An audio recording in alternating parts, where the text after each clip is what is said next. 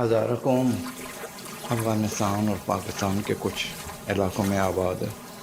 ان کی تاریخ کافی پرانی اور مشکلوں سے بھری ہوئی ہے۔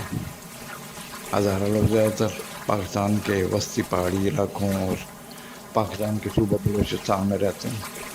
صدیوں سے یہ قوم مختلف مشکلات کا سامنا کرنے کے باوجود اپنی پہچان کو قائم رکھے ہوئے۔ یہ لوگ فارسی زبان بولتے ہیں اور ان کے آثار بامیان سے لے کر ایران کے شہروں مشہد اور تہران تک نظر آتے ہیں۔ محققین ہزارہ قوم کے ابتدا کے بارے میں مختلف رائے رکھتے ہیں۔ ایک امریکی مورخ تھامس بارفیلڈ کہتے ہیں کہ ہزارہ لوگ منگول فوجیوں کی اولاد ہیں جو چنگیز خان کے 13ویں صدی میں افغانستان آئے تھے۔ ان فوجیوں نے وسطی افغانستان میں رہائش اختیار کی اور پھر ایک الگ قوم بن گئے۔ ایرانی دور کے مورخ فیض محمد کاتب بھی یہی کہتے ہیں کہ ہزارہ منگول مصر سے تعلق رکھتے ہیں۔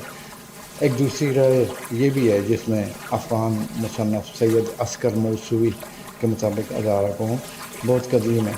ان کا تعلق وسطی ایشیا یا تبت کے قبائل سے ہے۔ ان قبائل نے ہندوکش پہاڑوں کے آس پاس ہجرت کی اور وقت کے ساتھ ساتھ فارسی ثقافت، اسلام اور منگول اثرات سے متاثر ہوئے۔ جسمانی خصوصیات جیسے چہرے کی ساخت اور آنکھوں کی بناوٹ ہزارہ لوگوں میں مشرقی ایشیائی خصوصیات سے مماثلت رکھتی ہے۔ جینیاتی تحقیق سے بھی یہ بات سامنے آئی ہے کہ ان کی نسل کا تعلق منگول قوم سے ہو سکتا ہے۔ 2019 میں بین الاقوامی journal forensic science international genetics میں ایک تحقیقی مقالہ شائع ہوا جس میں افغانستان اور پاکستان میں بسنے والے ہزارہ لوگوں کے جینیاتی نمونوں کا مطالعہ کیا گیا۔ اس تحقیق میں 468,000 افراد کے ڈی این اے کا جائزہ لیا گیا۔ نتیجہ یہ نکلا کہ ان کا تقریباً 57.8% جینیاتی تعلق منگول نسل سے۔ ایک آسٹریلوی ماہر ویلیم ملی نے ہزارہ قوم کے بارے میں ایک ہائبرڈ نظریہ پیش کیا۔ ان کے مطابق ہزارہ مختلف قوموں کے ملاپ سے وجود میں آئے ہیں۔ ان میں منگول، ترک، تاجک، ازبک اور ایرانی نسلیں شامل ہیں۔ یہ تمام قومیں وسطی افغانستان میں صدیوں سے آپس میں گل مل کر رہتی آئی تھی۔ ہزارہ قوم فارسی بولتی ہے لیکن اس کی زبان کی ایک مخصوص شکل کو ہزارگی بھی کہا جاتا ہے۔ یہ زبان فارسی کی ایک شاخ ہے لیکن اس کی آواز، الفاظ اور قواعد دوسرے لہجوں سے کافی مختلف ہیں۔ اس زبان میں ترکی اور منگول زبانوں سے لیے گئے کئی الفاظ شامل ہیں۔ انسائکلوپیڈیا ایرانی کے مطابق ہزارگی نے دری زبان کی قدیم خصوصیات، 4ویں اور 5ویں صدی کی دری زبان کی خصوصیات بھی محفوظ رکھی ہوئی۔ اس کا مطلب یہ ہے کہ ہزارگی زبان نے پرانی فارسی، ترک اور منگول زبانوں کے اثرات کو اپنے اندر سمونے کے ساتھ ساتھ ایک الگ پہچان قائم کی ہوئی ہے۔ ہزارہ قوم میں قبائلی نظام اور مختلف گروہوں کا اشتراک ان کی پہچان کا خاص حصہ ہوتا ہے۔ ان کا قبائلی ڈھانچہ نہ صرف رشتہ داریوں بلکہ ثقافتی شناخت اور علاقائی تعلقات کے لیے بھی اہم ہے۔ ہزارہ مصنف فیض محمد نے کئی بڑے قبائل کا ذکر کیا جیسے دائی کنڈی، دائی زینگی، دائی میرکیشا، دائی چوپان، دائی میرزاد، دائی فولاد۔ لفظ دائی اصل میں یہ لفظ اکثر قبائل کے ناموں میں آتا ہے اور ماہرین کا ماننا ہے کہ یہ منگول زبان سے آیا ہوا لفظ ہے۔ ہزارہ زبان میں دائی کا مطلب ہے قبیلہ، جو ان کے قبائلی نظام کی قدامت کو ظاہر کرتا ہے۔ ہر قبیلہ کی اپنی ثقافت، روزگار کے طریقے، لباس اور بولی ہوتی ہے۔ یہ فرق ہزارہ قوم کے اندرونی تنوع کو دکھاتا ہے۔ قبائلی نظام نے سماجی تعلقات، تنازعات کے حل اور اقتصادی و عسکری معاملات میں بھی اہم کردار ادا کیا۔ اگرچہ حالیہ برسوں میں یہ نظام کمزور ہوا ہے مگر دیہی علاقوں اور بیرون ملک ہزارہ برادری میں اب بھی اہمیت رکھتا ہے۔ تاریخی دستاویزات بتاتی ہیں کہ ہزارہ قوم کی زیادہ تر افراد نے شیعہ فقہ اختیار کی۔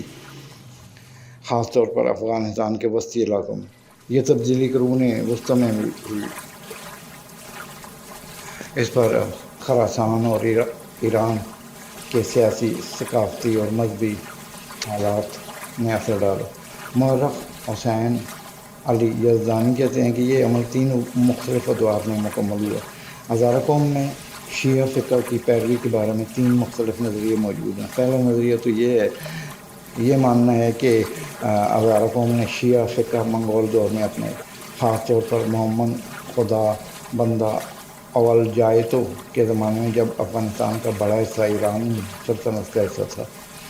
دوسرا نظریہ یہ کہتا ہے کہ جو کہ حسین علی یزدانی کا نظریہ ہے، یہ نظریہ صفوی دور میں پر زور دیتا ہے، خصوصاً شاہ عباس اول کے دور کو ہزارہ میں شیعت کے فروغ کا اہم موڑ مانا جاتا ہے۔ اور جو تیسرا نظریہ جبکہ اس کے مطابق ہزارہ قوم میں شیعہ فقہ کی جڑیں ابتدائی اسلامی صدی میں ملتی ہیں، یعنی یہ عقیدہ ہزارہ میں بہت قدیم زمانے سے موجود ہے۔ ہزارہ قوم کی کل آبادی کے بارے میں درست معلومات حاصل کرنا مشکل ہے، کیونکہ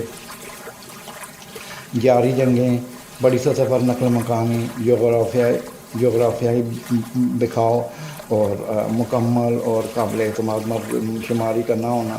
تاہم کچھ اندازوں کے مطابق 2001 کی بون کانفرنس میں، جو کہ اقوام متحدہ کے مطابق ہزارہ افغانستان کی کل آبادی کا 20 سے 25% مانا جاتا ہے، یہ رپورٹ BBC فارسی نے شائع کی تھی۔ اور شیعہ ہزارہ جو کہ زیادہ تر بامیان، دائیکنڈی اور قریبی علاقوں میں رہتے ہیں۔ سنی ہزارہ، یہ افراد بادغیس، غور، قندوز، بغلان اور شمالی علاقوں میں پائے جاتے ہیں۔ اسماعیلی ہزارہ، ان کا تعلق پروان، بغلان اور بامیان سے ہے۔ کچھ افراد کابل، مزار شریف اور ہرات میں بھی رہتے ہیں۔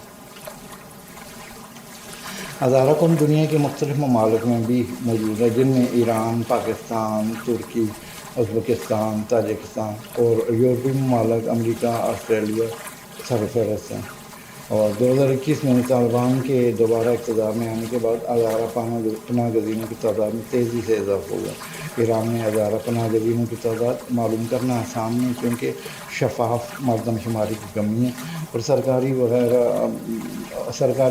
سرکاری ذرائع میں بہت فرق پایا جاتا ہے۔ بڑے پیمانے پر نقل مکانی ہوئی ہے، پھر بھی دستیاب معلومات سے یہ واضح ہوتا ہے کہ ایران میں افغان پناہ گزینوں میں ہزارہ قوم کی تعداد خاصی زیادہ ہے۔ ہزارہ لوگ ایران کی طرف نسبتاً زیادہ نقل مکانی کرتے ہیں، کیونکہ وہ شیعہ فقہ سے وابستہ ہیں اور ایران میں انہیں زیادہ تحفظ کا احساس ہوتا ہے۔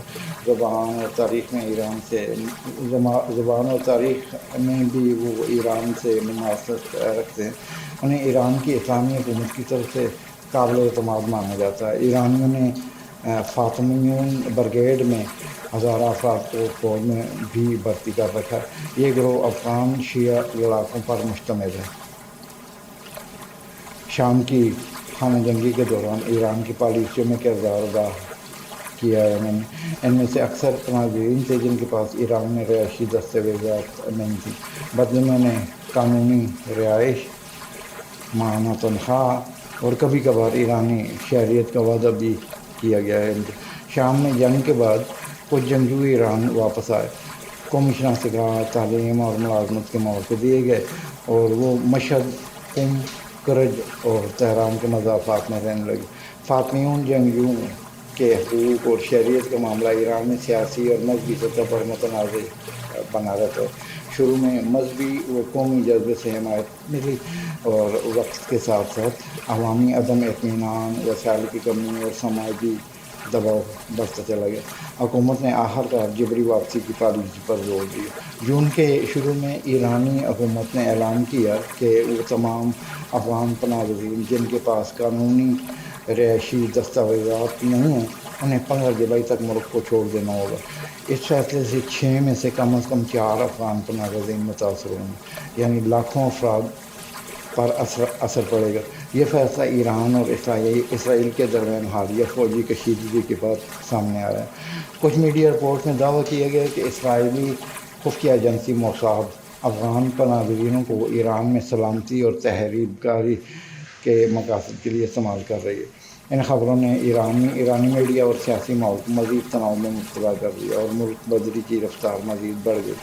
تاہم اس فیصلے کے سماجی پس منظر بھی ہیں۔ گزشتہ سالوں میں افغان پناہ گزینوں کا بے قابو اور غیر منظم داخلہ، شہری آبادی میں تبدیلی، بے روزگاری میں اضافہ، بنیادی سہولتوں پر دباؤ اور سماجی مسائل کے پھیلاؤ، ان وجوہات کی بنا پر امیگریشن کنٹرول عوامی مطالبہ بن چکا ہے۔ خاص طور پر خراسان، رضوی، سیستان اور بلوچستان، تہران، قم۔ بعض حلقوں کا کہنا ہے کہ ایران میں افغان پناہ گزینوں کے بے حد داخلے کی وجہ ایرانی حکومت کی سابقہ پالیسیاں بھی رہی ہیں، اس لیے ساری ذمہ داری پناہ گزینوں پر ڈالنا مناسب نہیں ہے۔